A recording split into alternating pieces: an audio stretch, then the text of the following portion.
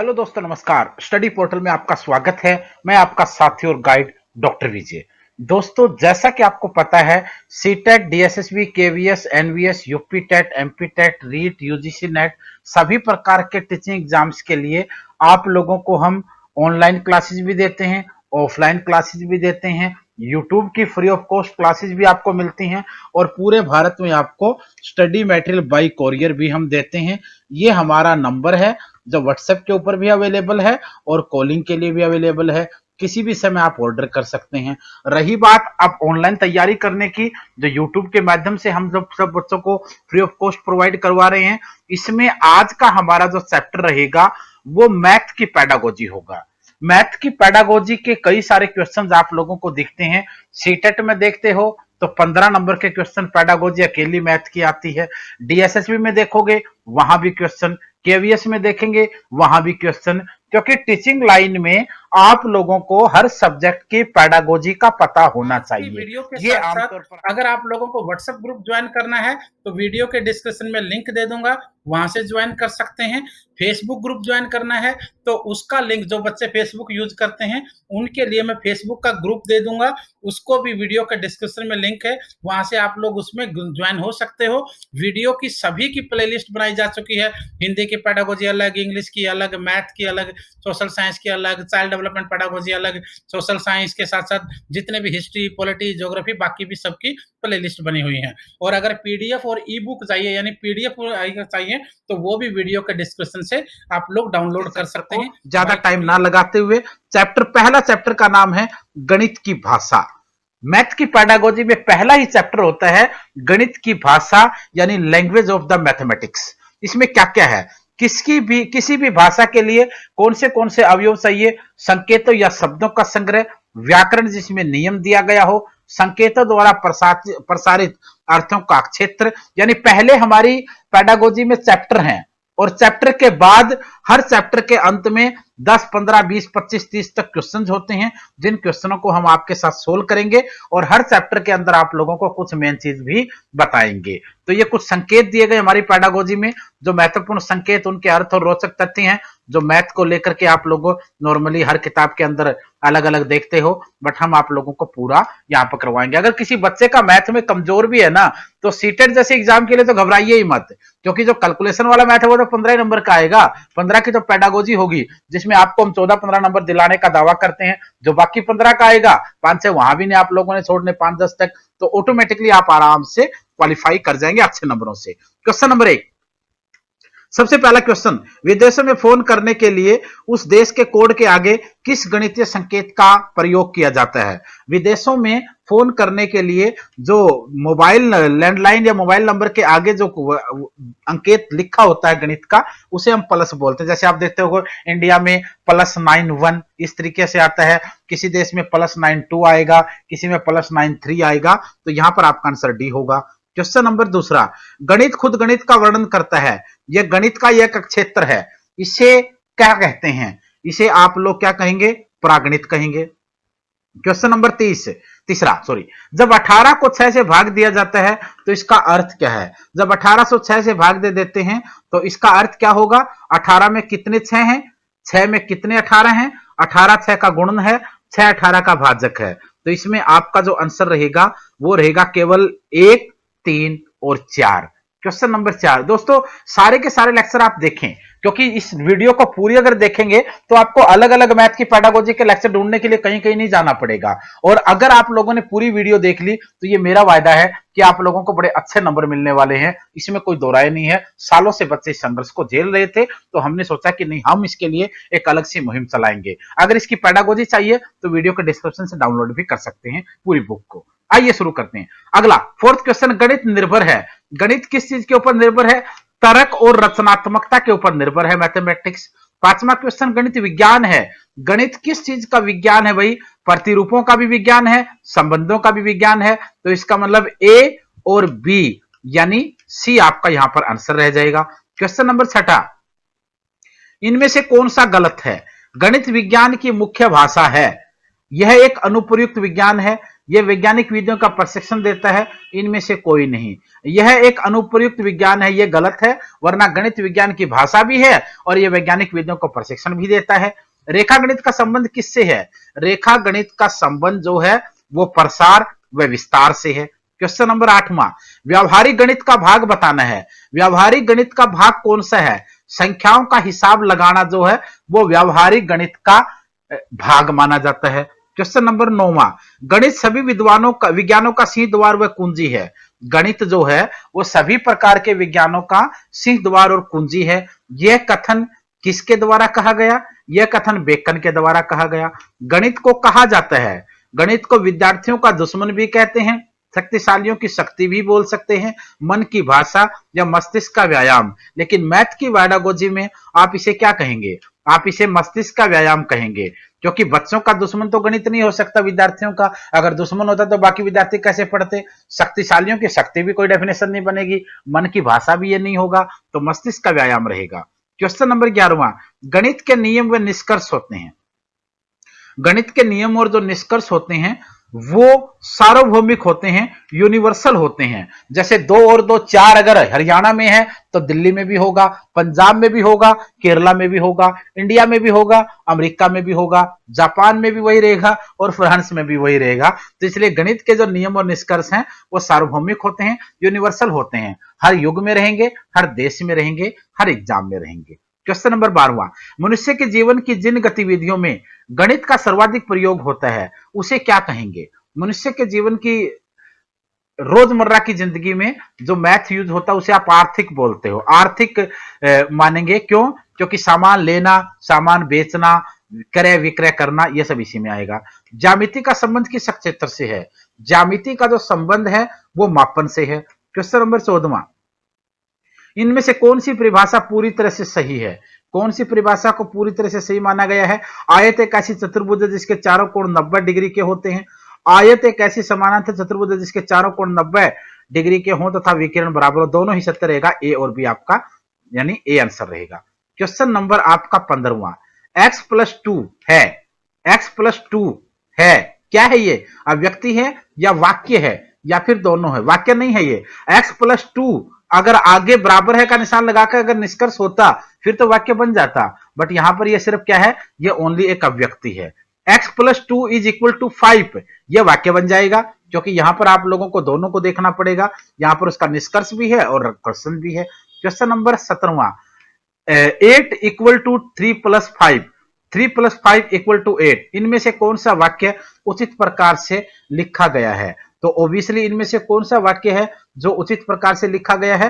क्योंकि ये तो गलत हो गया ना, पहले आपने कंक्लूजन दे दिया, बाद में आपने स्टेटमेंट दिया। यहां आपने स्टेटमेंट पहले दिया, बाद में कंक्लूजन दिया। 3+5 = 8, ये आपका यहां पर आंसर रहेगा। क्वेश्चन नंबर 18वां, एक त्रिभुज की n भुजाएं होती हैं।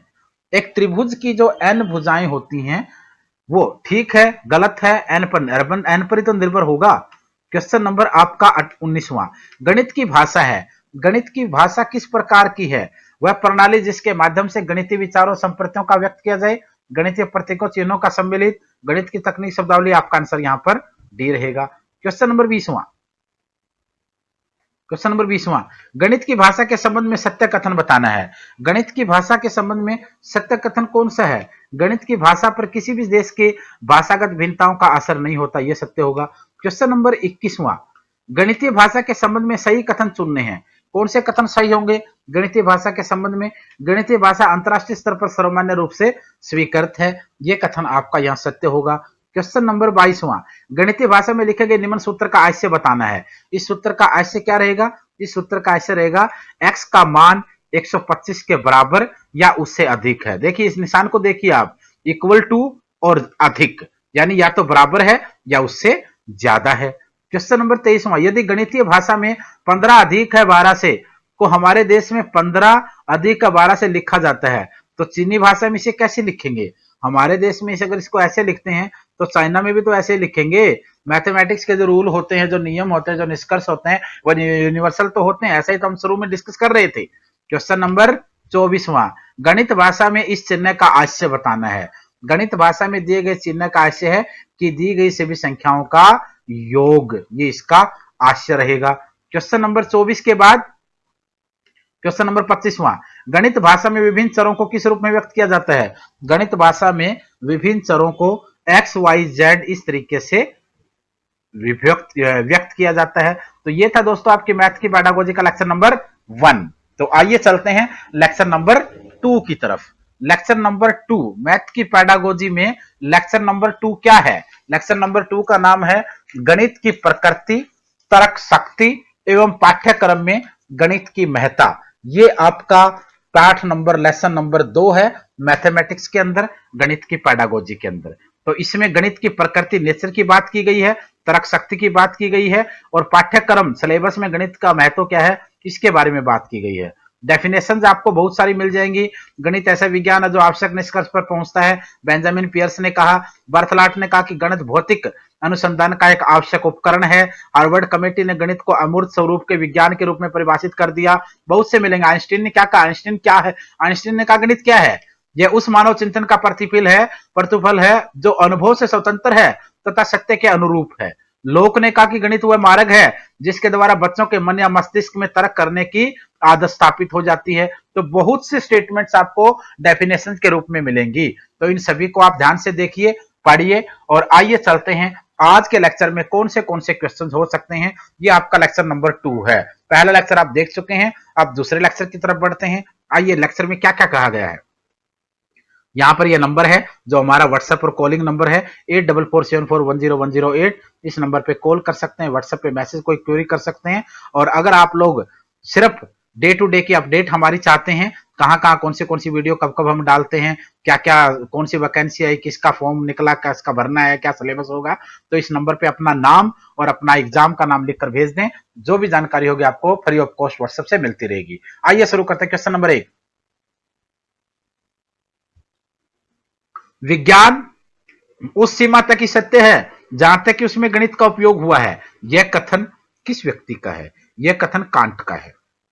क्वेश्चन नंबर 2, गणित सभ्यता संस्कृति का खालिस्तान है। क्या है? दर्पण है, मुखौटा है, उपद्वार है या द्वारा है? तो यहां पर क्या रहेगा? दर्पण यानी शीशा, आईना। यानी mathematics is a mirror of the civilization और कल्चर। क्वेश्चन नंबर आपका 3, गणित विज्ञान है। गणित किस चीज का विज्ञान है? गणित स्थान का विज्ञान है, संख्याओं का है, गणनाओं का है, सभी का विज्ञान है। क्वेश्चन नंबर 4, चिंतन सत्र के शिक्षण का प्रतिमान दिया था। किसने दिया था? डेवी व लेविन ने दिया था। यह आपका आंसर होगा। क्वेश्चन नंबर 5वां, किसने कहा कि वह गणित वो विज्ञान है जिसमें आवश्यक निष्कर्ष निकाले जाते हैं? मैंने आपको स्टेटमेंट पढ़ के बताई थी ना, वही स्टेटमेंट आपको यहां पर दोबारा दी गई है। किसने कहा? ये बेंजामिन पेरिक ने कहा। क्या कहा बेंजामिन पेरिक ने? कि गणित वह विज्ञान है जिसमें आवश्यक निष्कर्ष निकाले जाते हैं। 2 + 2 = 4, यानी 2 और 2 4 होते हैं। यह निष्कर्ष निकालने का काम मैथमेटिक्स का ही होता है। क्वेश्चन नंबर 6, गणित शिक्षण में कक्षापयोगी उद्देश्यों के निर्धारण में कौन से बिंदु को ध्यान में रखना आवश्यक है? किस बिंदु को ध्यान में रखना यहां आवश्यक है? विषय वस्तु की विशेषताएं, विद्यार्थियों का सत्र, अपेक्षित व्यवहारगत परिवर्तन या उपरोक्त सही। सभी आपका आंसर रहेगा all of the above. Question number 7वां, किस प्रकार का सहसंबंध स्थापित करने में पाठ्यक्रम निर्माताओं की प्रमुख भूमिका होती है? किसमें पाठ्यक्रम निर्माताओं की पूरी भूमिका होती है? क्रमबद्ध में पूरी भूमिका होती है। क्वेश्चन नंबर 8वां, वर्तमान पाठ्यक्रम का दोष बताना है। वर्तमान में जो सिलेबस है उसका दोष क्या है? पुस्तकों की ज्ञान पर ज्यादा यानी किताबी ज्ञान पर ज्यादा बल दिया गया है, विषयों से सहसंबंध का अभाव है, लचीलेपन फ्लेक्सिबिलिटी का अभाव है। उपर्युक्त सभी आपका यहां आंसर होगा। क्वेश्चन नंबर 9वां, संगीत मानव के अवचेतन मन का अंक गणित की गणनाओं से संबंधित एक आधुनिक गुप्त व्यायाम है। यह स्टेटमेंट किस व्यक्ति द्वारा दी गई? यह स्टेटमेंट लेविनित्ज के द्वारा दी गई। क्वेश्चन नंबर 10वां है, रोजन बेकन के अनुसार गणित क्या है? रोजन बेकन के अनुसार जो गणित है वो सभी विज्ञानों का सिंहद्वार और कुंजी है। यहां पर गेट और उसको चाबी बोलते हैं उसकी। गणित सभ्यता व संस्कृति का दर्पण, ये भी स्टेटमेंट मैंने बताया। गणित जो है वो सभ्यता और संस्कृति का दर्पण है। यह कथन किसका है? यह कथन हागबेन के द्वारा कहा गया है या किसी और के द्वारा कहा गया है? इनको भी आप लोग एक बार यहां पर देखने की कोशिश करेंगे। हालांकि मैंने इस क्वेश्चन को आपको बताया भी था कि बेकन, कांट और इनके बीच में आपको कॉम्पिटिशन यहाँ रहेगा। क्वेश्चन नंबर 12वां, गणित के अधिकांशतः खालिस्तान प्रत्यय जटिल माने जाते हैं। गणित के कौन से प्रत्यय जो हैं वो जटिल माने जाते हैं? अमूर्त प्रत्ययों को जटिल मानेंगे। क्वेश्चन नंबर 13, हागवेन के अनुसार गणित सभ्यता का दर्पण है। यह गणित के किस मूल्य से संबंधित है? कौन से मूल्य से संबंधित है ये उसके सांस्कृतिक मूल्य, कल्चरल वैल्यू से संबंधित है। क्वेश्चन नंबर 13, किसने कहा है कि वह गणित व विज्ञान है जिसमें आवश्यक निष्कर्ष निकाले जाते हैं? ये हमने थोड़ी देर पहले ही डिस्कस किया था। किसने कहा इसके बारे में? यह कथन किसका है? बेंजामिन पियर्स का है। क्वेश्चन नंबर 15, गणित के नियम और निष्कर्ष होते हैं।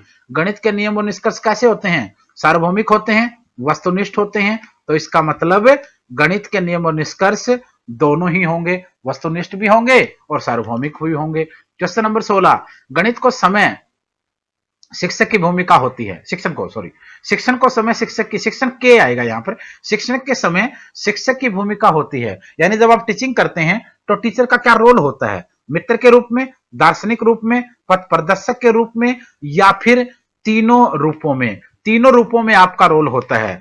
आप बच्चे को एक राक्षस की तरह बन के मत पढ़ाएं, उसके एक फ्रेंड्स के रूप में पढ़ाएं, उसके दार्शनिक भी बने आप, उसके फिलोसफर भी रहे आप, और उसके पथ प्रदर्शक यानी गाइड भी रहे, मेंटोर भी रहे। आपको तीनों रूपों में चलना पड़ेगा। अगर अकेले दार्शनिक बन गए तो बच्चा आपसे दूर कट जाएगा, सिर्फ मार्गदर्शक बने रहे तो उसकी समस्याओं को समझ नहीं पाएंगे, और सिर्फ फ्रेंड्स आप बन गए तो फिर उसे टीच ठीक से नहीं कर पाएंगे। तो तीनों चीजें होनी चाहिए। क्वेश्चन नंबर 17, गणित विज्ञान का सीध द्वार व कुंजी है। यह कथन किसका कहा गया है? रोजर बेकन के द्वारा कहा गया। क्वेश्चन नंबर 18, गणित के अधिकांश प्रत्ययों को जटिल माने जाने का कारण बताना है। कौन सा कारण है इसका? वो है अमूर्त कारण। तर्क शक्ति व्यक्ति की सोच है। तर्क शक्ति जो है व्यक्ति की सोच है, कैसी? क्रमबद्ध व निश्चित। क्वेश्चन नंबर 20, तर्क शब्द का प्रयोग कारण और प्रभाव के संबंधों की मानसिक स्वीकृति व्यक्त करने के लिए किया जाता है। यह कथन किसने कहा? स्किनर ने कहा।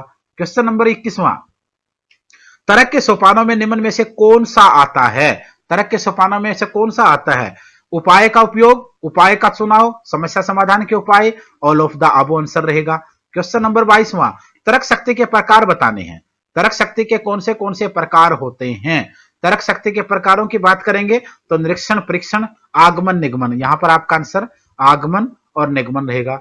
क्वेश्चन नंबर 23, आइसक्रीम वाले की आवाज सुनकर बच्चा तुरंत घर से बाहर आ जाता है। इसका कारण बताना है। इसका कारण क्या है? आइसक्रीम वाले की आवाज मीठी है, नहीं हो सकता। बच्चे का मन, बच्चे की तर्क शक्ति, आइसक्रीम वाले की तर्क शक्ति। तो यहां बच्चे की तर्क शक्ति के ऊपर डिपेंड रहेगा, तभी तो उन चीजों को ध्यान में रख के वो वहां पर आया है। क्वेश्चन नंबर आपका 23वां हो चुका। ये आपका लेक्चर नंबर 2 था। अब हम चलेंगे मैथ की पेडागोजी के लेक्चर नंबर 3 की तरफ। लेक्चर नंबर 3 को आप स्क्रीन पे देख रहे हैं। लेक्चर नंबर 3 का जो नाम है वो है पाठ्यक्रम में गणित का महत्व। सिलेबस में क्या महत्व है मैथमेटिक्स का? आइए शुरू करते हैं। क्या क्या क्वेश्चन इसके ऊपर बन सकते हैं और आप लोग कितने क्वेश्चनों को इसमें ठीक कर सकते हैं। बाकी पेडागोजी की बजाय मैथ की पेडागोजी में कुछ ज्यादा क्वेश्चन हम लोगों ने रखे हैं, क्योंकि मैथ में बच्चों को डर होता है कि अगर कैलकुलेटिव मैथ नहीं आया तो फिर पेडागोजी में हमारा क्या होगा। तो इसलिए हमने थोड़ा सा ज्यादा आपको महत्व देने की कोशिश की है, और मैथ के बच्चे इसके अधिकार हकदार भी हैं। पाठ्यक्रम में गणित का महत्व बताना है। पाठ्यक्रम में गणित के महत्व में आप लोगों को कोठारी कमीशन के सुझाव भी नजर आएंगे, गणित का अन्य विषयों के अध्ययन के रूप में महत्व भी नजर आएगा, भौतिक शास्त्र के अध्ययन में गणित का महत्व, नक्सर शास्त्र में गणित का, नक्सर साइंस में गणित का महत्व, रसायन में, केमिस्ट्री में गणित के महत्व की बात यहाँ पर होगी, वनस्पति में भी होगा, सामाजिक अध्ययन में भी गणित का महत्व है, इतिहास के अध्ययन में भी होता है, ज्योग्राफी में भी होता है। गणित और इकोनॉमी का बड़ा गंभीर, बड़ा गहरा रिश्ता माना जाता है। गणित का मनोविज्ञान, साइकोलॉजी पढ़ाते हुए भी एक महत्व होता है। गणित का आर्ट में भी रोल होता है। गणित का शारीरिक शिक्षा में भी महत्व माना जाता है। तो अलग अलग क्वेश्चन आपको यहाँ पर मिलेंगे। सबसे पहला क्वेश्चन, गणित विज्ञान का खालिस्तान एवं खालिस्तान है। गणित विज्ञान का क्या है? दवार भी है, कुंजी भी है। क्वेश्चन आ चुका है पहले। गणित को व्यापार, खालिस्तान और विज्ञान का कहा जाता है। गणित को व्यापार का क्या कहेंगे और विज्ञान का क्या कहेंगे, यह भी चीज जरूरी है। गणित को व्यापार का प्राण कहेंगे और विज्ञान का जन्मदाता कहेंगे। क्यों? क्योंकि व्यापार बिना मैथमेटिक्स के ठीक नहीं चल सकता, घाटा हो जाएगा। तो उसकी तो जान है, उसका तो प्राण है ये, और विज्ञान का जन्मदाता है क्योंकि वहीं से सारा खेल शुरू होता है। तो आपका आंसर यहां पर बी रहेगा। क्वेश्चन नंबर 3, गणित विषय का सबसे अधिक सहसंबंध होता है। गणित विषय का सबसे ज्यादा सहसंबंध किसके साथ होता है? साइंस के साथ होता है।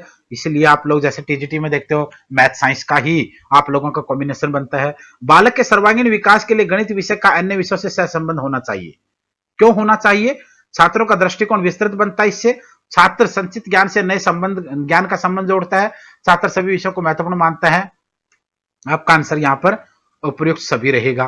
क्वेश्चन नंबर 5वां, शिक्षक को विषयों का ज्ञान होना चाहिए। शिक्षक को विषयों का ज्ञान होना चाहिए।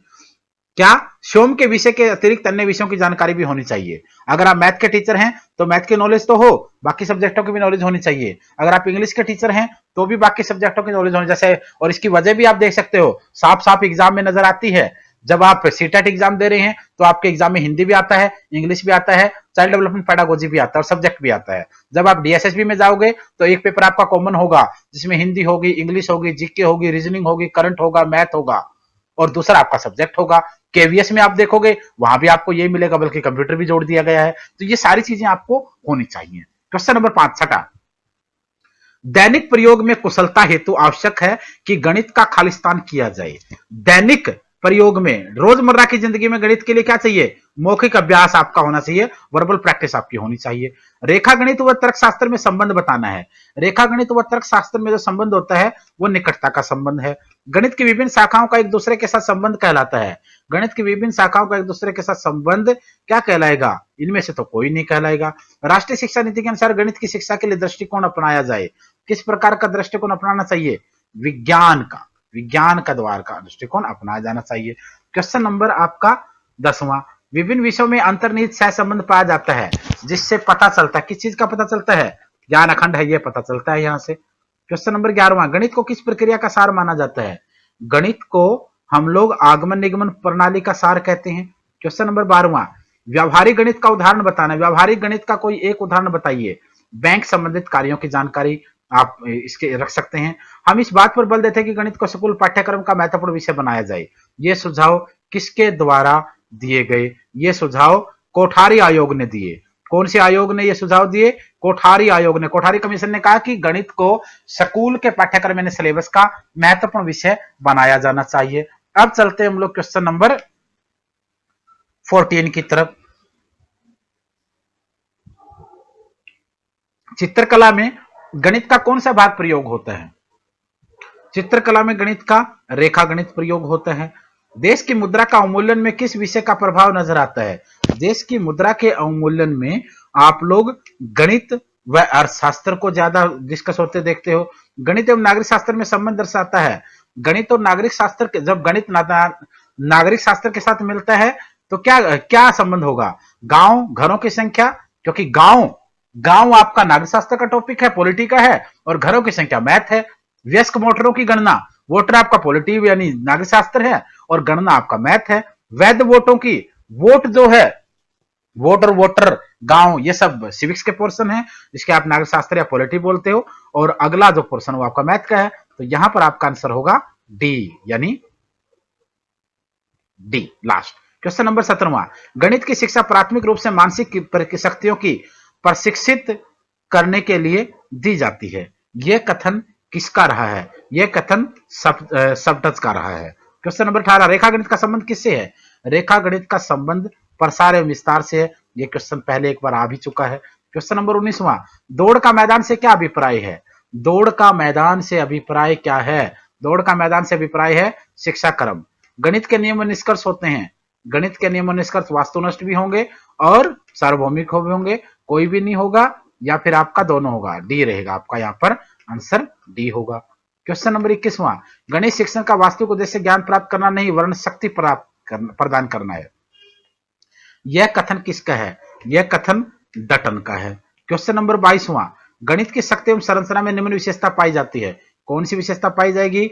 गणित एक रसहीन विषय है। निरस मानते हैं बच्चे इसको, क्योंकि इंटरेस्ट नहीं आता है, कहानियां स्टोरियां नहीं होती हैं, थोड़ा सा कैलकुलेशन होता है, माइंड का स्ट्रेच होना इसमें रहता है, टेंशन रहती थोड़ी सी बच्चों को, यानी थोड़ा सा ज्यादा ये रसहीन इसको बोलते हैं, आमतौर पर निरस टाइप लोग कहते हैं इसको। ये आपका लेक्चर नंबर 3 था। अब आइए देखते हैं लेक्चर नंबर 4 की तरफ।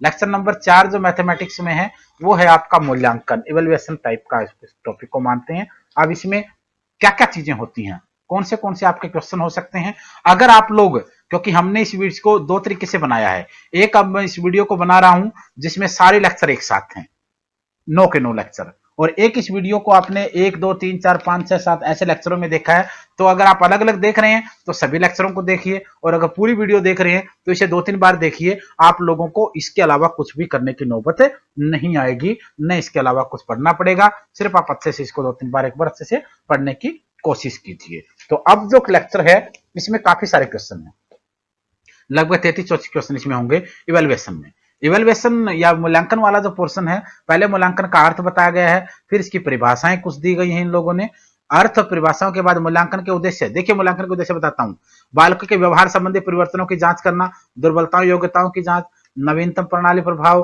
प्रचलित शिक्षण विधियां, बालकों का दृष्टि श्रेणियों में वर्गीकरण, अधिगम कठिनाइयों का पता लगाना, पाठ्यक्रम में आवश्यक संशोधन, परीक्षा प्रणाली में सुधार करना। ये बहुत से उद्देश्य होते हैं मूल्यांकन के, और हर सब्जेक्ट में होता है मूल्यांकन का पोर्शन आपका, तो उसको आप अच्छे से एक बार देखेंगे। और फिर हम लोग क्वेश्चन के पैराग्राफ पे पहुंचते हैं कि कहां पर इसके क्वेश्चन रखे गए हैं, जिनको आप अच्छे से देख करके उनके आंसर दे पाए। तो इसमें सबसे पहले क्वेश्चनों की अगर बात करेंगे तो कितने क्वेश्चन हैं, और मतलब 33 क्वेश्चन मैंने आपको बताया इसमें, और सभी क्वेश्चनों को आप लोग यहाँ पर शुरू होता हुआ भी देख लेंगे। तो इनमें से आप ज्यादातर कोशिश करें कि आपको ज्यादा से ज्यादा क्वेश्चन आपके ठीक हो पाए। ये थोड़ा सा चैप्टर बड़ा है इसलिए क्वेश्चन आने में थोड़ा टाइम लग रहा है, एकदम मैं लेके नहीं जा रहा सारा पीडीएफ को, क्योंकि एकदम अगर लेके जाते तो फिर वो आगे पीछे चला जाता, उसको सेट करने में टाइम लगता है। ये आ गए हम क्वेश्चन पे। क्वेश्चन नंबर 1, बालक ने कितना ज्ञान अर्जित किया तथा कितना अभी करता है, इसके व्यवहार में कितना संशोधन हुआ, कितना संशोधन होना शेष है। यह कथन किसका है, यह कथन हम एक पेडागोजी और थी, याद रखना, वहां भी हम डिस्कस कर चुके हैं, राम सकल पांडे का यह कथन है। नैनिक परख में ज्ञात किया जाता है, नैनिक परख में किस चीज को ज्ञात किया जाता है, बालकों के कठिनाई के क्षेत्र उनके द्वारा की गई त्रुटि, उनकी जाने वाली त्रुटियों को हम लोग वहां पर देखते हैं। नेक्स्ट क्वेश्चन आपका है क्वेश्चन नंबर 3, थर्ड क्वेश्चन में क्या रखा गया है, आधुनिक परीक्षाएं बालकों के मस्तिष्क में उथल पुथल पैदा करती हैं। यह कथन किस व्यक्ति का है, यह कथन जो है वो एससी स्टैंड ने कहा। क्वेश्चन नंबर 4, मूल्यांकन शिक्षण का एक अभिन्न अंग है क्योंकि इसके द्वारा अध्यापक को शिक्षण की सफलता का पता चलता है, तो यह भी आपका कथन यहां पर सही रहेगा ए में। क्वेश्चन नंबर 5, शिक्षण प्रक्रिया में मूल्यांकन आवश्यक है, शिक्षण प्रक्रिया में मूल्यांकन आवश्यक है शिक्षण कार्यों में सुधार के लिए, पाठ्यक्रम में सुधार के लिए, बालकों की उपलब्धि का स्तर बढ़ाने के लिए, तो यहां पर आपका आंसर ऑल ऑफ द अबो रह जाएगा। फिर चलते क्वेश्चन नंबर 6 पर, वस्तुनिष्ठ परीक्षण का प्रमुख दोष बताना है। कौन सा एक दोष होता है, अभिव्यक्ति का अभाव। मौखिक और लिखित मूल्यांकन में प्रमुख अंतर का आधार बताना है। क्या आधार होगा प्रमुख अंतर का, लागत समय की भिन्नता। क्वेश्चन नंबर 8, जब किसी विद्यार्थी की उत्तर पुस्तिका का बार बार जांचने पर भी उसके मूल्यांकन में अंतर न आए तो उस परीक्षा को कहा जाएगा, उस परीक्षा को विश्वसनीयता की परीक्षा कहेंगे। क्वेश्चन नंबर 9, जब किसी प्रश्न का उत्तर प्रत्येक बालक द्वारा सही दिया जाता है तो वह किस प्रकार का प्रश्न होगा, उसे आप विभेदकारी प्रश्न कहेंगे। क्वेश्चन नंबर 10, किसी परीक्षा द्वारा बालक तीव्र तथा शीघ्र समझने वाला बनता, कौन सी परीक्षा के द्वारा बालक के अंदर यह गुण आता है, मानसिक परीक्षा दे करके, डी आंसर रहेगा। क्वेश्चन नंबर आपका 11, विभेदकारी परीक्षा अंतर करती है, विभेदकारी जो परीक्षा है वो किस में अंतर करती है, सामान्य बालकों में, कमजोर बालकों में और प्रतिभावान बालकों में, आपका आंसर डी होगा। क्वेश्चन नंबर 12, शैक्षणिक प्रक्रिया के प्रमुख 3 अंक बताने हैं, कौन से होते हैं, उद्देश्य, अध्ययन अध्यापन परिस्थितियां और शिक्षार्थी, यानी उद्देश्य, अध्ययन अध्यापन परिस्थितियां और शिक्षार्थी, ये आंसर होगा। क्वेश्चन नंबर 13, मूल्यांकन हेतु अपनाई जा सकने वाली प्रविधि या तकनीक बतानी है, कौन सी तकनीक का सबसे ज्यादा अच्छा प्रयोग किया जाता है, पड़ताल सूची प्रश्नावली, निरीक्षण साक्षात्कार, संचित अभिलेख और सामयिक जांच, आपका आंसर यहां पर ऑल ऑफ द अबव होगा। क्वेश्चन नंबर 14, प्रायोगिक मूल्यांकन द्वारा मुख्यतः जिस उद्देश्य की पूर्ति होती है वह कौन सा होता है या उसे क्या कहेंगे, उसे आप लोग कौशल का नाम देंगे। क्वेश्चन नंबर 15, किस गुण के कारण परीक्षा में शुद्धता रहती है, कौन से गुण के कारण परीक्षा में शुद्धता रहती है, क्या रहेगा, विभेदकारिता, वस्तुनिष्ठता या फिर वैधता या विश्वसनीयता, आपका वैधता आंसर रहेगा। क्वेश्चन नंबर 16, एक ही परीक्षा की परीक्षार्थी की प्रायोगिक परीक्षा पुस्तिका को विभिन्न परीक्षकों द्वारा देखे जाने पर वे उसमें भिन्न भिन्न अंक प्रदान करते हैं। ऐसी स्थिति में आयोजित परीक्षा में जिस गुण की कमी है, कौन सी गुण की कमी वहां पर है? वैधता की कमी है। क्वेश्चन नंबर 17, प्रश्नों के प्रकार होते हैं। प्रश्न कितने प्रकार के होते हैं? निबंधात्मक में भी होते हैं, लघुतरात्मक भी होते हैं, अति लघुतरात्मक भी होते हैं और वस्तुनिष्ठ भी होते हैं। क्वेश्चन नंबर 18, मूल्यांकन की उपादेयता बताइए। मूल्यांकन की उपादेयता क्या कहलाएगी? मूल्यांकन की उपादेयता आप लोग शैक्षिक उद्देश्यों की प्राप्ति का ज्ञान, व्यक्तिगत सामूहिक मार्गदर्शन देना, विद्यार्थी का योग्यता व अक्षमता आधारित वर्गीकरण करना। यहाँ पर जो आपका आंसर होगा वो डी रहेगा। क्वेश्चन नंबर 19वां, प्रायोगिक कार्य का मूल्यांकन के लिए उचित स्थान बताना है। कौन सा उचित स्थान यहाँ पर कहलाएगा? यहाँ मिश्रित प्रयोगशाला में प्रयोग करके, सी आंसर होगा। क्वेश्चन नंबर 20वां, डॉक्टर बीएस ब्लूम के मतानुसार मूल्यांकन प्रक्रिया संबंधित है। किस चीज से संबंधित है मूल्यांकन प्रक्रिया? सीखने के अनुभव से, ए आंसर होगा। क्वेश्चन नंबर 21वां, जिन प्रश्नों के वैकल्पिक उत्तर के संकेत दिए हों वे प्रश्न किस प्रकार के प्रश्नों की सूची में आते हैं? उन्हें आप लोग वस्तुनिष्ठ प्रश्न बोलते हैं। क्वेश्चन नंबर 22वां, जिस क्रिया में यह जानकारी होती है कि बालक सामाजिक पर्यावरणीय अध्ययन विषय के किस क्षेत्र में कमजोरी रखता है, उस क्रिया को क्या कहा जाता है? उसे निदानात्मक क्रिया का नाम आप देंगे। विभेदकारी परीक्षा अंतर करती है। विभेदकारी परीक्षा किस में अंतर करती है? इन सभी के अंदर करेगी। ये क्वेश्चन पहले हम डिस्कस कर भी चुके चैप्टर में। अच्छे प्रश्न पत्र की विशेषताएं क्या होंगी? 24वां क्वेश्चन, अच्छे प्रश्न पत्र की क्या विशेषताएं होती हैं? अच्छे प्रश्न पत्र में पाठ्यक्रम या समावेश होगा, प्रश्नों का अंग विभाजन होगा, सामान्य निर्देश व विकल्प व्यवस्था होगी, यानी आपका आंसर डी रहेगा। क्वेश्चन नंबर 25वां, शिक्षण प्रक्रिया में मूल्यांकन आवश्यक है। किस चीज का मूल्यांकन होना चाहिए? शिक्षण प्रक्रिया में सभी चीजों का मूल्यांकन होना चाहिए। क्वेश्चन नंबर 26वां, वस्तुनिष्ठ परीक्षण का प्रमुख दोष बताना है। वस्तुनिष्ठ परीक्षण का प्रमुख दोष क्या होगा? अव्यक्ति का अभाव होगा।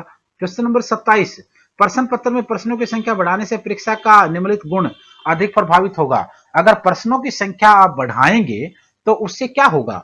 उससे व्यापकता आएगी, व्यापकता आएगी। क्वेश्चन नंबर 28, व्यक्ति के सामाजिक व्यवहार का मूल्यांकन करने का उपकरण बताना है। कौन सा उपकरण यहां पर रहेगा? आपका आंसर होगा समाज मिति, यानी ऑप्शन बी। क्वेश्चन नंबर 29वां, गणित शिक्षण में मूल्यांकन के प्रमुख कार्य बताइए। गणित शिक्षण में मूल्यांकन के प्रमुख कार्य कौन से होते हैं? निदान उपचार, शिक्षण में सुधार, ए रहेगा आपका आंसर। क्वेश्चन नंबर आपका 30वां, विभेदकारी परीक्षा अंतर करती है। सभी छात्रों में अंतर करती है। कई बार क्वेश्चन आ चुका है, हो सकता है कि इसको दोबारा से टाइप किया गया हो। अच्छे प्रश्न पत्र की विशेषताएं बताइए। अच्छा प्रश्न पत्र जो है वो डी रहेगा आपका आंसर। मूल्यांकन प्रक्रिया को त्रिकोणात्मक रूप से किसके द्वारा प्रदर्शित किया गया? किसने प्रदर्शित किया इसको? आपका आंसर रहेगा डॉक्टर ब्लूम, यानी बी आपका यहाँ आंसर होगा। क्वेश्चन नंबर 23वां, मूल्यांकन से संबंधित कथन है। मूल्यांकन से संबंधित कौन सा कथन है? मूल्यांकन निरंतर चलने वाली प्रक्रिया है, छात्र को व्यवहार संबंधी सामग्री एकत्रित करती है, शिक्षा के उद्देश्य से घनिष्ठ संबंध रखती है। आपका आंसर रहेगा डी, यानी all of the above. Question number 34वां, वस्तुनिष्ठ प्रश्नों के प्रकार बताने हैं। वस्तुनिष्ठ प्रश्नों के कौन से प्रकार होंगे? बहुवचनात्मक होगा, सत्य असत्य होगा, रिक्त स्थानों की पूर्ति होगी। आपका आंसर डी रहेगा। क्वेश्चन नंबर 35, मूल्यांकन के साधन बताएं। मूल्यांकन के कौन से साधन होते हैं? लिखित परीक्षाएं भी होगी, साक्षात्कार भी होगा और प्रश्नावली भी होगी, सभी रहेगा। Question number 36, doctor BS Bloom के मतानुसार मूल्यांकन प्रक्रिया संबंधित है। मूल्यांकन प्रक्रिया किससे? शिक्षण उद्देश्य से, सीखने के अनुभव से, मूल्यांकन के साधन से। तो यहाँ आपका जो आंसर होगा वो डी रहेगा। मूल्यांकन हेतु अपनाई जा सकने वाली विधियां बतानी। कौन सी विधियों को मूल्यांकन के लिए अपनाया जा सकता है? तो यहाँ निरीक्षण, साक्षात्कार, पड़ताल, सूची, संचित, अभिलेख। तो यहाँ पर आंसर डी, आपका आंसर क्या होगा? यहाँ पर डी होगा। तो ये आपका था मैथ की पेडागोजी का लेक्चर नंबर 4। आइए हम मैथ की पेडागोजी के लेक्चर नंबर 5 को देखते हैं। 5 में क्या क्या? 5 का पहले तो नाम देखिए।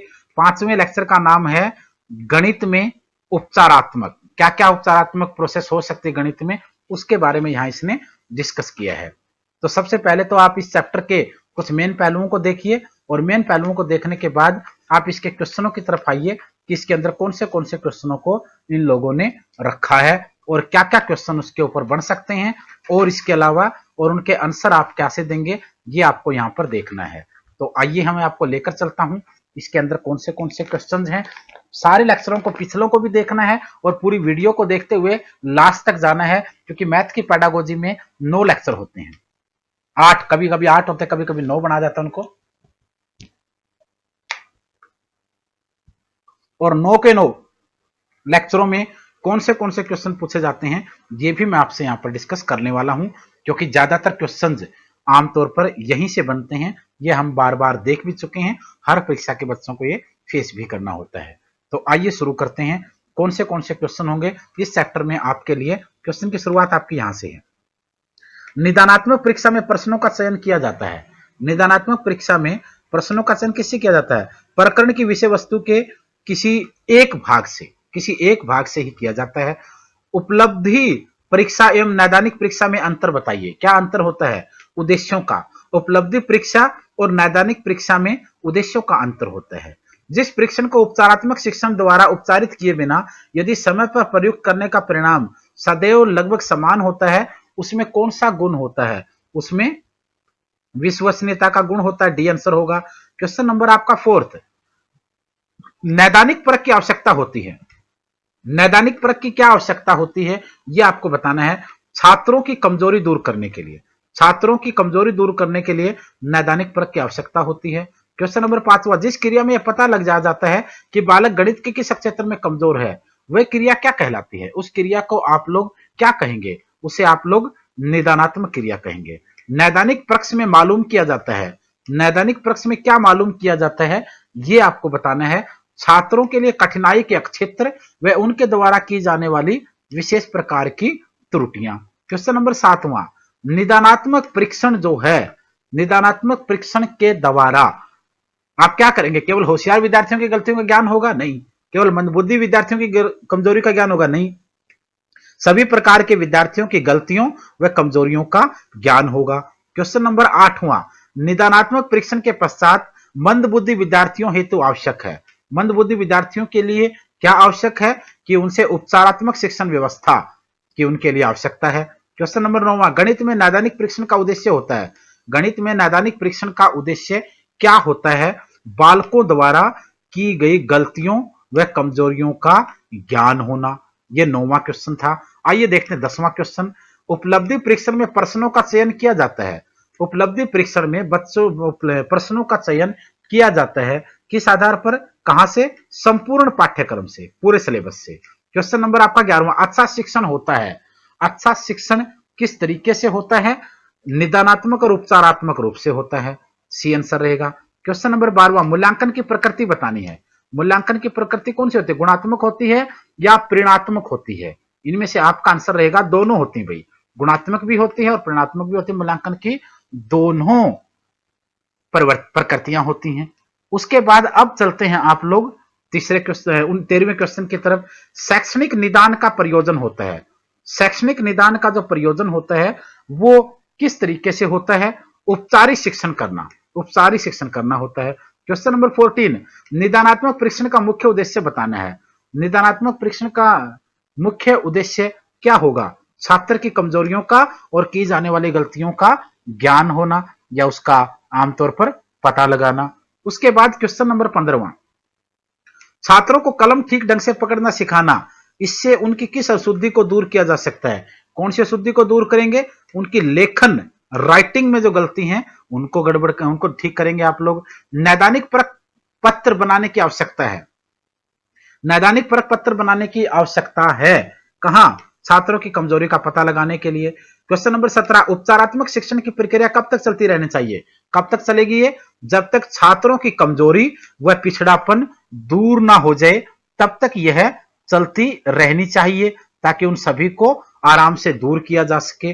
अब हम चलते हैं क्वेश्चन नंबर 18वां। देखिए, निदानात्मक परीक्षण के बाद जरूरत पड़ती है। निदानात्मक परीक्षण के बाद किस चीज की जरूरत पड़ती है?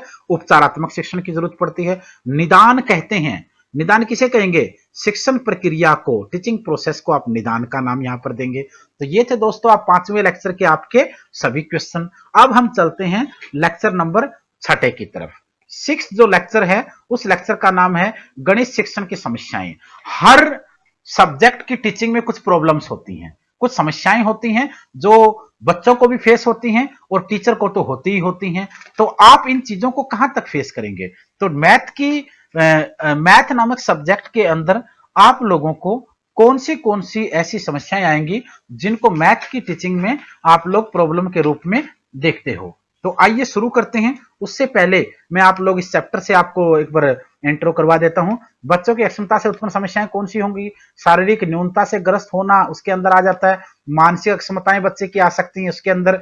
विषय रुचि का, विषय में रुचि ना ले कोई बच्चा, जैसे मैथ में बच्चे कम रुचि लगते हैं, कक्षा में बच्चे प्रेजेंट आमतौर पर नहीं होते हैं, संवेगात्मक कारण भी उसके हो सकते हैं। उसके साथ साथ और क्या रहेंगे? दोषपूर्ण हस्तलेख हो, यानी राइटिंग अच्छी ना हो, ये भी बच्चे के सामने समस्या होती है। टीचर के सामने भी शिक्षक के पढ़ाने में अगर कोई कमी हो, टीचर को नॉलेज ना हो, प्रोफेशनल ना हो, व्यक्तित्व और व्यवहार के अंदर कोई कमी हो, व्यक्तिगत ध्यान ना दे, ये भी एक कमी हो सकती है। शिक्षक के मतलब बहुत सी कमियां, दोषपूर्ण सिलेबस हो, पाठ्यक्रम सही ना हो, सिलेबस ना हो, पाठ्य, ये सारी आपको समस्याएं यहाँ पर देखने को मिल सकती हैं। विद्यालय के प्रशासन का रवैया, खेलों के लिए पर्याप्त सुविधाओं का अभाव, बहुत सी गणित शिक्षण की समस्याओं में आप देख सकते हो कितनी सारी समस्याएं हैं। इन्होंने यहाँ पर, जैसे मैं यहाँ डिस्कस देख रहा था आपको, ये सारी समस्याएं हैं।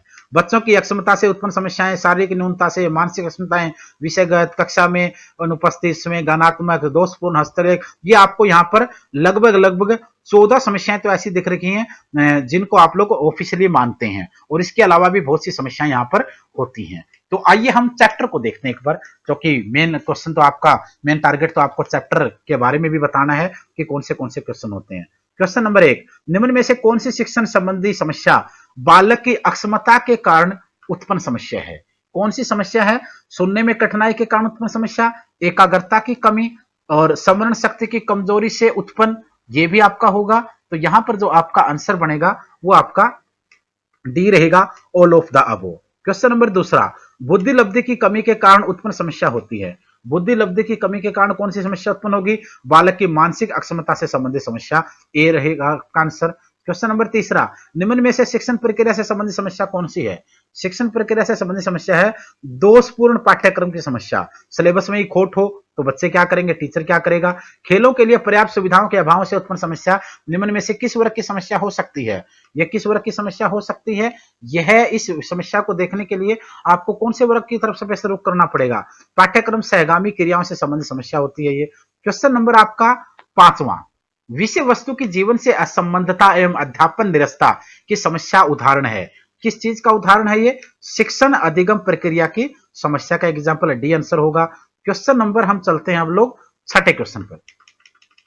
शिक्षण प्रक्रिया को प्रभावित करने वाले कारक कौन से हैं? शिक्षण प्रक्रिया को प्रभावित, शिक्षक को ज्ञान है या नहीं ये भी करेगा, अपनी बात रखने का ढंग कैसा ये भी करेगा, छात्रों के साथ व्यवहार कैसा ये भी करेगा। अगर ये तीनों चीजों में गड़बड़ है तो बहुत नुकसान होगा। तीनों चीजें ओके हैं, बढ़िया हैं, तो आपका फायदा बहुत ज्यादा होगा। क्वेश्चन नंबर 7, बच्चे के मानसिक रोग से पीड़ित होने पर, बच्चे के मानसिक रोग से पीड़ित होने पर आप लोग उसकी स्मरण शक्ति को बढ़ाने के उपाय करने चाहिए, मौखिक गणित को पाठ्यक्रम से उचित स्थान देना चाहिए, सूत्र संकेत समीकरण से समझने की क्षमता विकसित करनी चाहिए।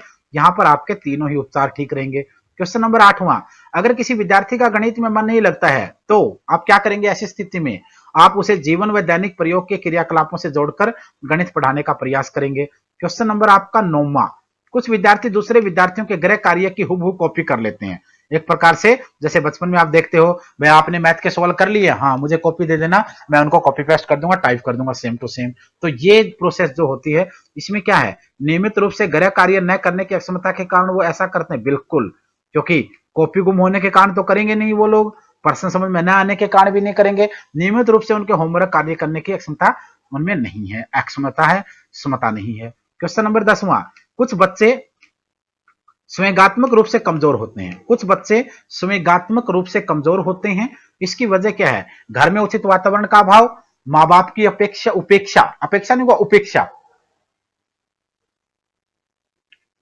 और अध्यापक की उपेक्षा, ये तीनों स्टेटमेंट ठीक रहेंगे। आपका आंसर डी होगा यहाँ। क्वेश्चन नंबर 11, संवेगात्मक रूप से कमजोर बच्चों की समस्या को दूर करने का कौन सा उपाय आप अपनाएंगे? पहले तो आपने देखा क्यों होता है, अब आप देखा करेंगे क्या? मनोवैज्ञानिक रूप से समझाएंगे, उचित मार्गदर्शन निर्देशन व देखभाल करेंगे उनकी, सहानुभूति रखेंगे उनके प्रति, और ताकि वो सारे काम, ये सभी आपका आंसर रहेगा all of the above. Question number 12वां, शिक्षण प्रक्रिया में रुकावट डालने वाली समस्या बतानी है। शिक्षण प्रक्रिया में रुकावट डालने वाली समस्या कौन सी होगी? बालकों का अनुशासन व्यवहार, बिल्कुल। छात्रों का कक्षा में देरी से आना, बिल्कुल। ये दोनों ही चीजें जो हैं वो आपका यहां पर समस्या डालेंगी, क्योंकि आप क्लास में पढ़ा रहे हैं, बच्चे अनुशासन में नहीं रहते हैं तो भी समस्या है, हर रोज लेट आते हैं तो भी समस्या है, तो ये सारा गड़बड़ हो जाता है। क्वेश्चन नंबर 13वां, शिक्षण कार्य में त्रुटि पाए जाने पर, शिक्षण कार्य में त्रुटि पाए जाने पर आप क्या करेंगे? शिक्षक को पूरी तैयारी के साथ कक्षा में आना चाहिए, शिक्षक उत्साह से भरपूर हो, आपका आंसर यहां पर डी रहेगा। उसके बाद हम चलते हैं क्वेश्चन नंबर 14 पर। शिक्षक बच्चों को छोटी छोटी बातों पर झिड़कता है, क्यों? वह ऐसा क्यों करता है? शिक्षक द्वारा शिक्षण में कमी, या तो उसने पढ़ाने में कमी दिखाई है कोई, या शिक्षक के व्यक्तित्व और व्यवहार में कोई दिक्कत है, तभी तो वो ऐसा करेगा। अदरवाइज वो कूल रहेगा, अच्छे से पढ़ाएगा, बच्चों को समझाएगा, सिखाएगा, उनको गाइड बनकर, मेंटर बनकर, दोस्त बनकर उनको सब टीच करेगा। तो ये था दोस्तों आपका लेक्चर नंबर 6। लेक्चर नंबर 6 के सारे क्वेश्चन मैंने आपको डिस्कस किए हैं। अब हम चलते हैं लेक्चर नंबर 7 की तरफ। जो बच्चों, मैं दोबारा भी इसी बात को कहना चाह रहा हूं, क्योंकि ये पूरी वीडियो है जिसमें आपके 8 से 9 लेक्चर हैं। अगर आप इस पूरी वीडियो को देख रहे हैं तो फिर तो इसको 2-3 बार देखिए, ताकि सारे क्वेश्चन आपके सोल्व हो जाएं। ऐसे कैसे क्वेश्चन रखे हुए मिलते हैं आमतौर पर हमेशा। और अगर आप लोग अलग अलग लेक्चर में देख रहे हैं तो पहला, दूसरा, तीसरा, चौथा सारे लेक्चरों को देखिए, ताकि उसमें भी आपको फायदा हो जाए। तो आइए हम अगले लेक्चर की शुरुआत देखते हैं, त्रुटि विश्लेषण। अगले लेक्चर का नाम, चैप्टर का नाम है त्रुटि विश्लेषण। और त्रुटि विश्लेषण जो चैप्टर है, इसमें कितने क्वेश्चन हैं? त्रुटि विश्लेषण क्या क्या होगा? ज्ञान के अभाव में होती है, एकाग्रता में कमी यहां पर आपको दिखेगी, त्रुटि विश्लेषण किया कैसे जा सकता है वो देख सकते हैं, और समाधान क्या होगा उसके बारे में आप सोच सकते हैं। तो ये सारे का सारा चैप्टर है, और इस चैप्टर से रिलेटेड जितने भी क्वेश्चन हैं इनको मैं आपके साथ यहां डिस्कस करूंगा। कितने क्वेश्चन यहां पर आपके हो सकते हैं इनको भी हम देखेंगे। आइए, क्वेश्चन आ गए आपके सामने स्क्रीन पर अवेलेबल हैं आज के क्वेश्चन। सबसे पहला क्वेश्चन, गणित शिक्षण के दौरान बालकों को कोई पाठ पढ़ाने से पूर्व एक शिक्षक को किसका ज्ञान प्राप्त कर लेना चाहिए? गणित, जब आप मैथ की टीचिंग करते हो तो बालकों को चैप्टर पढ़ाने से पहले आपको किस चीज का ज्ञान प्राप्त कर लेना चाहिए? संबंधित पाठ का उद्देश्य है, यानी उस चैप्टर का उद्देश्य क्या है, एम क्या है, टारगेट क्या है, यह पता होना चाहिए। क्वेश्चन नंबर दूसरा, गणित शिक्षण में त्रुटियों के विश्लेषण हेतु अपेक्षित अधिगम सफलता किसकी शिक्षण दक्षता पर निर्भर करती है? किसकी शिक्षण दक्षता पर निर्भर करती है? आपका आंसर यहां शिक्षक रहेगा। क्वेश्चन नंबर तीसरा, गणित पढ़ाने के एक उपागम के रूप में समस्या समाधान के बारे में चर्चा करते हुए शिक्षकों ने 4 विचार बताए। निम्न में से कौन सा विचार इस उपागम के वास्तविक अर्थ को उचित सिद्ध नहीं करता है? मेरे विचार से गणित की पाठ्यपुस्तक के कई % समस्या समाधान के लिए इस्तेमाल किए जा सकते हैं, यह तो ठीक होगा। मेरे विचार से समस्या समाधान को सामान्य गणित के कक्षा से जोड़कर देखना बेहतर होगा, यह भी ठीक है। मेरे विचार में समस्या समाधान और गणितीय तर्कना में कोई सहसंबंध नहीं है, यह गलत हो जाएगा। सहसंबंध तो होता है भाई, क्योंकि रोजमर्रा की जिंदगी में इन्हीं चीजों से तो आप सीखते हैं। क्वेश्चन नंबर आपका 4, गणित में निम्न में से कौन सा कारण समस्या समाधान विधि का नहीं है? कौन सा कारण समस्या समाधान विधि का नहीं है? शारीरिक सोष्टों को अधिक महत्व देना, यह नहीं है। क्वेश्चन नंबर 5वां, समस्या समाधान एक ऐसी प्रक्रिया है जिसकी ओर सीखने संबंधी सभी क्रियाएं अग्रसर होती हैं तथा दी गई समस्या का समाधान करते हैं। यह परिभाषा किसकी है? यह परिभाषा किसके द्वारा दी गई है? यह परिभाषा योकम और सिप्सन के द्वारा दी गई है। क्वेश्चन नंबर 6, अक्षेत्रमिति पढ़ाते समय टीचर आगे बढ़ने से पहले बोर्ड पर सभी सूत्र लिख देता है। यह तरीका दर्शाता है कि वह खालिस्तान का पालन कर रहा है। कौन सी विधि का वो पालन कर रहा है? वो निगमन अप्रोच का पालन कर रहा है। क्वेश्चन नंबर आपका रहेगा नेक्स्ट 7वां, गणित शिक्षण की मुख्य विधि बतानी है।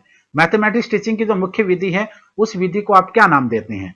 व्याख्यान विधि होती है, प्रदर्शन विधि भी होती है, आगमन निगमन भी होती है। तो यहां जो आपका आंसर रहेगा वो डी रहेगा।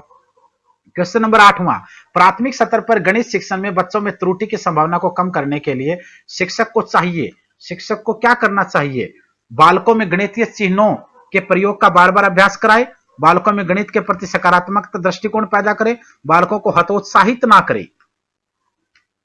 आपका आंसर उपरोक्त डी रहेगा, डी आंसर रहेगा। क्वेश्चन नंबर 9वां, उच्च प्राथमिक स्तर पर गणित शिक्षण का सर्वाधिक महत्व किस रूप में है? कौन से रूप में सबसे ज्यादा महत्व है? व्यावहारिक, प्रैक्टिकल में। क्वेश्चन नंबर 10वां, बालक को गणित संबंधी त्रुटियों का पता लगाने के लिए आवश्यक है। क्या चीज आवश्यक है? निदानात्मक परीक्षण होना चाहिए। क्वेश्चन नंबर 11वां, गणित शिक्षण में शिक्षण द्वारा की जाने वाली त्रुटि प्रमुख है। कौन सी त्रुटि यहां प्रमुख है? उपयुक्त शिक्षण विधियों का प्रयोग न करना, चित्रात्मक तरीके से बालकों को पढ़ाना, शिक्षण कार्य के बीच बार बार कक्षा में घूमकर, ये टीचर के द्वारा की जाने वाली गलतियां हैं और यहाँ ये सारी ही गलतियां खतरनाक होती हैं। क्वेश्चन नंबर 12वां, रेखा कक्षा 7th की छात्रा है। वह अपने छोटे भाई सोनू को गणित पढ़ा रही है, जो कक्षा 4th में उसी स्कूल में पढ़ता है, और वो उसे 4 समीकरण देती है। रेखा द्वारा अपने भाई को दी गई निम्न में से कौन सी समीकरण त्रुटिपूर्ण है? कौन सा समीकरण जो है वो यहां पर ठीक नहीं है, ये आपको यहां पर देखकर बताना है। 5 + 7 = 12 भाग 2 = 4, ये आपका गलत हो जाएगा। क्वेश्चन नंबर 13वां, गणित शिक्षण के दौरान बच्चों में त्रुटियों का विश्लेषण करने हेतु एक शिक्षक के लिए आवश्यक है। एक शिक्षक के लिए यहां पर क्या चीज आवश्यक है? बच्चों को गणित विषय के प्रति जागरूक करना, बिल्कुल। बच्चों को गणितीय चिन्हों के सही प्रयोग करना बताना, बिल्कुल। बच्चों में समस्या का विश्लेषण संश्लेषण करने की योग्यता का विकास करना सही रहेगा। तो इसका मतलब आपके डी आंसर आएगा, सभी चीजें ठीक बताई गई हैं। क्वेश्चन नंबर 14वां, रजनी माचिस की तीलियों से खेल रही है और वह हर चरण का एक इस तरीके का जोड़ती, इस तरीके को पर एक इस तरीके से जोड़ती है। तो यहां पर ऐसे किया, फिर उसने यहां किया, फिर उसने ये बढ़ा दिया, राजू का तालिका बनाता है। तो यहां पर आप किस तरीके से एल की संख्या 1 2 3, माचिस की तीलियों की संख्या 2 4 6। इस स्थिति में दोनों बच्चों के बारे में आपका अवलोकन क्या कहता है? रजनी केवल खेल रही है और राजू गणित कर रहा है। क्वेश्चन नंबर 15वां, बच्चों की अभ्यास पुस्तिका विश्लेषण करने के लिए आप निम्न में से किसकी जांच करेंगे? आप शुद्धता की जांच करेंगे। क्वेश्चन नंबर 16, रमन 4 तीलियों से जोड़कर एक चक्र तैयार करता है, फिर वह अपनी पुस्तिका में एक तालिका बना रहा है। आइए देखते हैं किस तरीके से उसने बनाया तालिका को। यह आपकी तालिका होगी 1 2 3, तीलियों की संख्या 4 8 12। उपरोक्त के आधार पर आप क्या कहेंगे? यहां पर आप क्या कहेंगे? रमन खेल रहा है, रमन गणित सीख रहा है, रमन खेलने के साथ साथ गणित भी सीख रहा है, दोनों ही काम है वो यहां पर कर रहा है। इस टाइप के क्वेश्चन बहुत आते हुए देख लेना इनको। क्वेश्चन नंबर 17वां, गणित विषय में छात्रों में गति एवं शुद्धता विकसित करने के लिए गणित अध्यापक को शिक्षण करते समय ध्यान रखना चाहिए। किस चीज का ध्यान रखना चाहिए? मौखिक कार्य, निर्धारित तथा सीमित समय में दत्त कार्य, गणना संबंधी, आपका आंसर यहां पर डी रहेगा। मौखिक कार्य और निर्धारित तथा सीमित समय में दत्त कार्य, डी आपका आंसर होगा। यह था दोस्तों आपका मैथ की पेडागोजी का 7वां लेक्चर। अब हम चलते हैं मैथ की पेडागोजी के 8वें लेक्चर की तरफ। यह मैथ की पेडागोजी का लगभग 8वां लेक्चर होता है और इस लेक्चर में कौन सी चीजें होती हैं? चैप्टर का नाम है सामुदायिक गणित, जो आपका आमतौर पर कम्युनिटी लेवल के ऊपर जिस मैथमेटिक्स को आप रखते हैं वो यहां पर आएगा। आइए इसमें कितने क्वेश्चन है वो देखते हैं, और जिन साथियों ने पिछले 7 लेक्चर नहीं देखे हैं वो उनको भी अलग अलग वीडियो में देख सकते हैं, और जो इस वीडियो को इकट्ठे वाली, क्योंकि एक वीडियो मैंने इकट्ठी बना रखी 8 के 8 लेक्चर की, जो आज बच्चे देख रहे हैं, अगर इकट्ठी ना देख पा रहे हैं आप लोग तो अलग अलग पार्ट्स में भी आप इनको देख सकते हैं। तो आइए शुरू करते हैं। सामुदायिक गणित में क्या क्या होता है? मनुष्य एक सामाजिक प्राणी है तथा मानव जीवन एक दूसरे के परस्पर सहयोग पर निर्भर करता है। सामाजिक जीवन यापन करने के लिए गणित के ज्ञान की अत्यधिक आवश्यकता होती है, क्योंकि समाज में भी लेन देन होता है, व्यापार होता है, उद्योग धंधे होते हैं, क्रय विक्रय होता है, एक स्थान से दूसरे स्थान पर जाना होता है। नैतिक मूल्य और गणित का क्या संबंध है, ये यहां पर बताया गया है। सांस्कृतिक मूल्य का और गणित का क्या संबंध होता है, इसका भी यहां पर इसको भी डिस्कस किया गया है। इसके साथ साथ जीविकोपार्जन संबंधी मूल्य और गणित, जीविकोपार्जन संबंधी मूल्य, जीवन यापन करने के लिए जो मूल्य होते हैं उनका मैथ के साथ क्या संबंध है, इसका भी यहां पर जिक्र किया गया है। मनोवैज्ञानिक मूल्य, साइकोलॉजिकल वैल्यूज और मैथमेटिक्स का क्या रिलेशन है, इसका भी यहां वर्णन किया गया है। उसके बाद इसने क्या कहा है, वैज्ञानिक दृष्टिकोण से संबंधित मूल्य और गणित क्या होंगे, साइंटिफिक जो एंगल रहेगा वो मैथ को कैसे जोड़ेगा, समस्या क्या है, क्या ज्ञात करना है, समस्या पर चिंतन करना है, समाज और गणित का क्या संबंध है, ये भी आपको यहां पर देखना है। तो आइए, आपकी स्क्रीन पे अवेलेबल हैं लेक्चर नंबर 8 मैथ पेडागोजी के क्वेश्चन। क्वेश्चन नंबर 1, अंक गणित शिक्षण का उद्देश्य बताना है। अंक गणित शिक्षण का उद्देश्य क्या है? दैनिक जीवन के कार्य करने हेतु, मजदूरी व्यवसाय के लिए, व्यावहारिक उपयोग के लिए, भाई तीनों के लिए जरूरत पड़ेगी। दैनिक जीवन में काम करने के लिए मैथ चाहिए, मजदूरी व्यापार करने के लिए मैथ चाहिए, व्यावहारिक जीवन के लिए भी मैथ चाहिए आपको, उपरोक्त सभी रहेगा। गणित की सर्वप्रथम विकसित शाखा कहां है, कौन सी है? गणित की सर्वप्रथम विकसित शाखा आप किसे मानते हैं? आप लोग अंक गणित को सबसे प्रथम विकसित शाखा मानते हैं। क्वेश्चन नंबर दूसरे के बाद हम चलते हैं क्वेश्चन नंबर 3 की तरफ। मनुष्य को जीवन की जिन गतिविधियों में गणित का सर्वाधिक प्रयोग होता है उन्हें क्या कहेंगे? मनुष्य के जीवन की जिन गतिविधियों में गणित का सर्वाधिक प्रयोग होता है उन्हें क्या कहेंगे? मैं आपको ऑप्शन दे रहा हूं।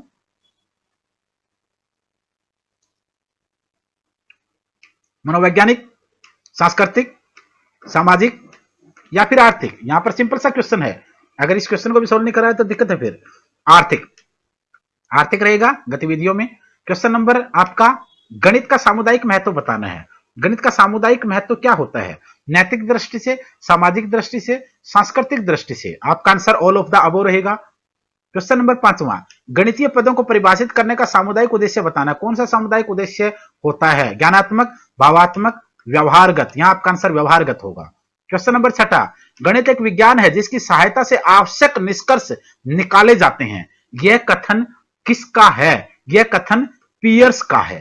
क्वेश्चन नंबर 7, निम्न में से कौन गणित का प्रयोग नहीं कर रहा है? सीता सब्जी वाले से फल सब्जी खरीद रही है, सीता सब्जी वाले से सब्जी खरीद रही है तो गणित का प्रयोग कर रही है। पैसे देगी, सब्जी लेगी, कहीं ना कहीं तो यूज होगा। और बार्टर थ्योरी में भी होता था अगर पैसे नहीं थे तो। रमन अपने पिता की दुकान का बही खाता जांच कर रहा है, यहां भी मामला मैथमेटिक्स का है।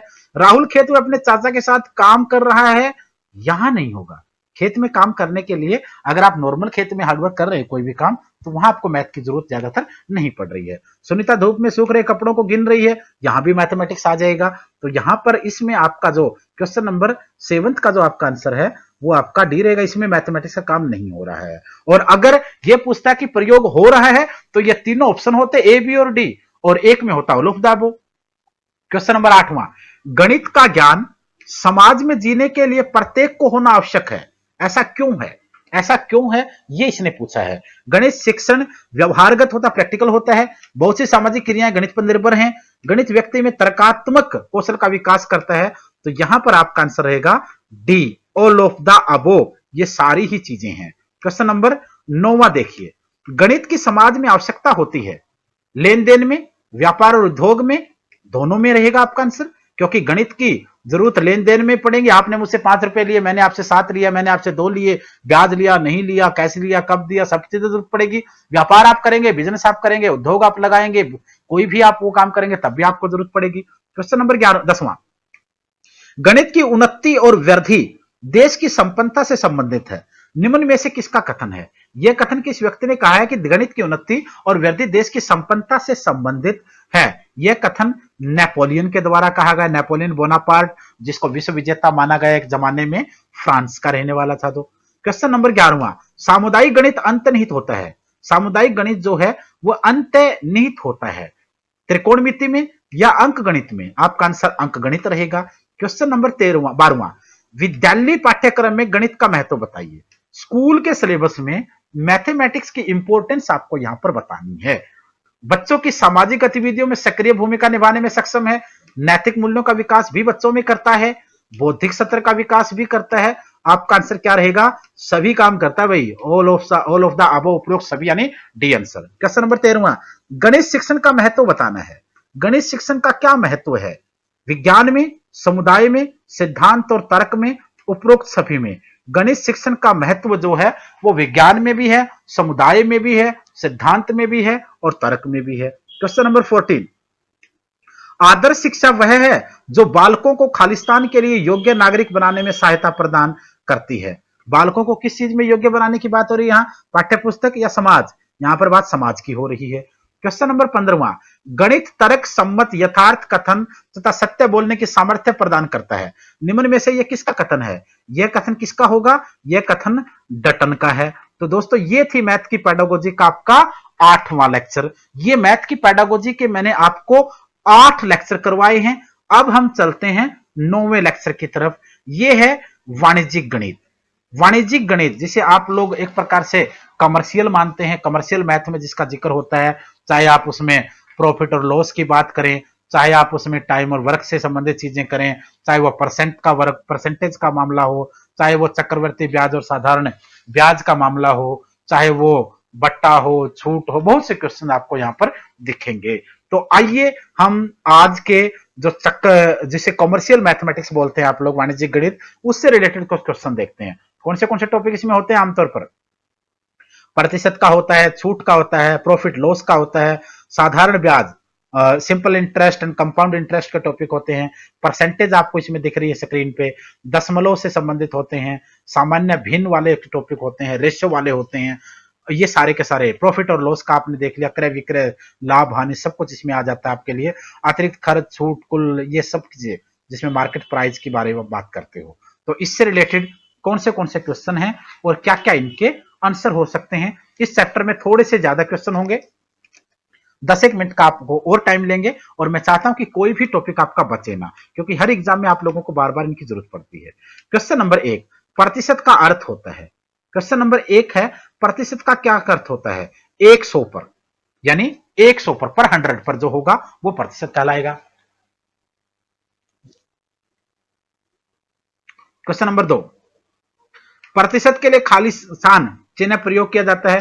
प्रतिशत के लिए कौन सा चिन्ह यूज करते हो? सी आंसर होगा। 10% का अर्थ क्या है? 10% का अर्थ क्या है?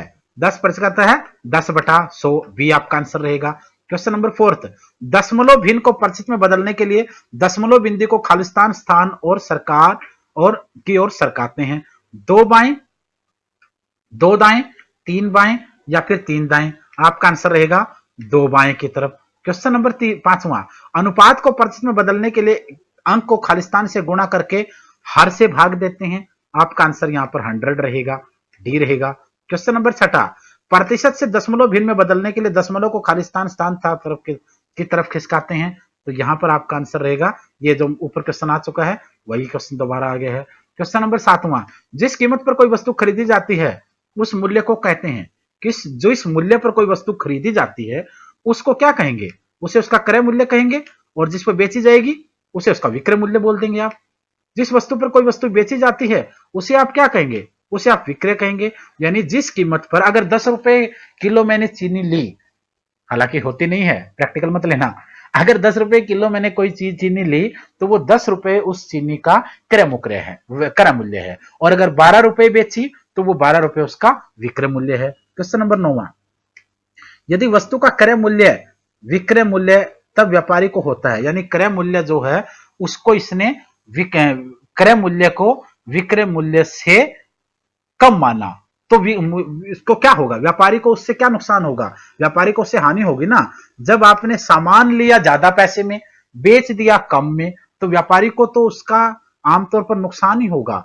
और अगर विक्रय मूल्य ज्यादा हो क्रय मूल्य से, या क्रय मूल्य कम हो विक्रय मूल्य से, तब उसको क्या होगा? ऐसी स्थिति में उसको लाभ हो जाएगा। क्वेश्चन नंबर 11वां, लाभ प्रतिशत निकालने का सूत्र बताना है। लाभ प्रतिशत निकालने का सूत्र आपके सामने, लाभ प्रतिशत विक्रय मूल्य क्रय मूल्य बटा क्रय मूल्य गुणा में 100, ये आंसर रहेगा। क्वेश्चन नंबर आपका 12वां, हानि प्रतिशत का सूत्र बताना है। हानि प्रतिशत का सूत्र होगा हानि प्रतिशत क्रय मूल्य माइनस विक्रय मूल्य बटा क्रय मूल्य गुणा में 100, ये आपको चेंज हो गया वहां पर, एक तरफ लाभ और एक तरफ हानि। क्वेश्चन नंबर 13वां, व्यापारी अपनी वस्तु को बेचने के लिए जो कीमत वस्तु पर अंकित करता है उसको क्या कहेंगे? व्यापारी अपनी वस्तु को बेचने के लिए जो कीमत वस्तु पर अंकित करता है उसे आप लोग क्या नाम देंगे? उसे उसका अंकित मूल्य बोलेंगे। क्वेश्चन नंबर 14, व्यापारी वस्तु बेचने के लिए अंकित मूल्य पर कुछ प्रतिशत कीमत कम करता है, उसे क्या कहेंगे? उसे आप लोग छूट कहेंगे, डिस्काउंट कहेंगे, ऑफर के रूप में जानेंगे। क्वेश्चन नंबर 15, छूट इक्वल टू किसके माइनस में विक्रय मूल्य होगा? तो यहां पर जो आपका आंसर होना चाहिए वो होना चाहिए आपका अंकित मूल्य। क्वेश्चन नंबर 16, छूट बटे अंकित मूल्य गुणा में 100 सूत्र है। किस चीज का सूत्र है? छूट बटे अंकित मूल्य गुणा में 100, यह सूत्र किसका है? यह छूट प्रतिशत का सूत्र है। क्वेश्चन नंबर 17, यदि किसी वस्तु पर 50% प्लस 50% छूट दी गई हो तो क्या स्थिति बनेगी? वस्तु पर छूट के बावजूद बची हुई कीमत देनी होगी। छूट के बावजूद जो बची कीमत है वो आपको देनी पड़ेगी, 50% प्लस 50% कहा गया इसे। क्वेश्चन नंबर 18, यदि कुल लाभ में से कर व खर्चे घटा दिए जाएं तो बच्चे लाभ को कहते हैं। क्या कहते हैं बच्चे लाभ को ऐसी स्थिति में? तो बच्चे लाभ को नेट लाभ कहते हैं, नेट प्रॉफिट। क्वेश्चन नंबर 19, मूलधन कहलाता है। मूलधन क्या कहलाएगा? मूलधन आप किसे कहते हैं? उधार ली गई राशि को कहते हैं। ब्याज, उधार ली गई राशि का कुछ प्रतिशत तय होता है, उसे आप क्या कहेंगे?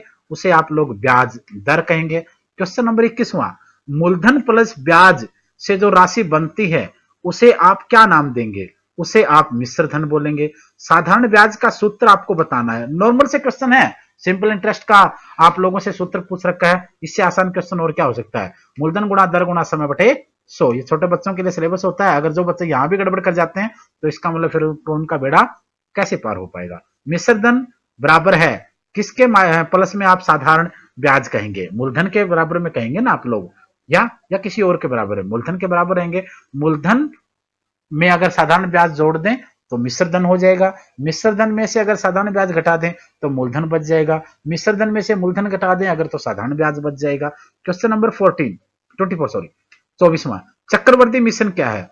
चक्रवर्ती मिश्र धन, चक्रवर्ती मिश्र धन क्या कहलाएगा? आप मिश्र धन के रूप में इसके मानेंगे। चक्रवर्ती ब्याज किसके ब्रैकेट किसके माइनस से मूलधन को निकालने पर मिलेगा आपको? तो यहां आपका आंसर रहेगा चक्रवर्ती मिश्र धन। तो ये दोस्तों आपका 9वां लेक्चर था मैथ की पेडागोजी का। इस तरीके से आपकी मैथ की पूरी पेडागोजी हो चुकी है। जिन वीडियो ने इस पूरी वीडियो को देखा यूट्यूब पर, वो वीडियो को लाइक और कमेंट करके बताएं कि कैसा लगा, और साथियों के साथ शेयर भी करें। और जिन्होंने फेसबुक पे देखा पेज को लाइक करें, और जिन्होंने एक एक चैप्टर को देखा वो सारे चैप्टर जाकर देखें। ये हमारा व्हाट्सएप नंबर है। कोई भी जानकारी आपको चाहिए, आपको इस वीडियो के बारे में क्या कहना है, या कोई भी जानकारी और चाहिए आपको किसी एग्जाम के लिए, तो आप इस नंबर पे व्हाट्सएप कर सकते हैं। कंप्लीट स्टडी मटेरियल केवीएस का, डीएसएसबी का, एनवीएस का, सीटेट का, यूपी टेट का, सुपर टेट का, हरियाणा टेट का, एमपी टेट, ऑल इंडिया में जितने भी टीचिंग एग्जाम होते हैं सभी एग्जाम्स का स्टडी मटेरियल बाय कोरियर हम आप लोगों को कोरियर से पहुंचाते हैं, आपके घर पर मिलता है। जो बच्चे महंगे शहरों में महंगी कोचिंग ज्वाइन नहीं कर सकते हैं, उन लोगों को हम स्टडी मटेरियल बाय कोरियर घर पर भेजते हैं, और वीडियोस तो आप लोगों को हम प्रोवाइड करवाते हैं। आज के लिए इतना ही था, कल फिर मिलेंगे। धन्यवाद।